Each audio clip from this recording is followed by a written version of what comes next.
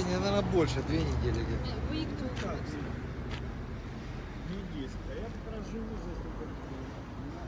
The Ukrainian army might have pushed the Russians further back from Mykolaiv, but this city is still very much under threat of constant artillery and rocket shelling. When we got here last night, the city was pretty much in total darkness due to the curfew, but this morning we joined a group of volunteers who took us around the city so that we could see the extent of the damage here. Every few meters we could witness the damage of war, places where Russian rockets and artillery shells landed and killed people. From the stories that we were told today, it seems that everyone knows someone who has either been killed or injured in these attacks.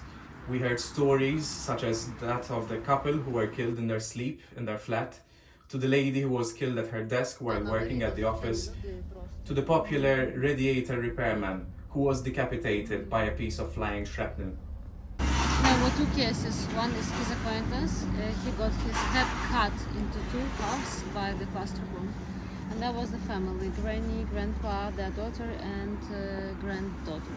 They went to ATB supermarket to buy some food, and the cluster bomb was dropped, and then granny and grandpa died immediately, and the daughter and granddaughter, they remained intact.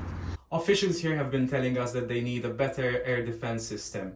Just last night, some 10 rockets were fired from the Kherson region, and only 2 of them were intercepted, with the other 8 landing in the city. Luckily, there were no reports of casualties today, but things have not always been so lucky. Just a few weeks ago, 5 people were killed in a shelling attack on a bus stop, and people get killed here on an almost daily basis.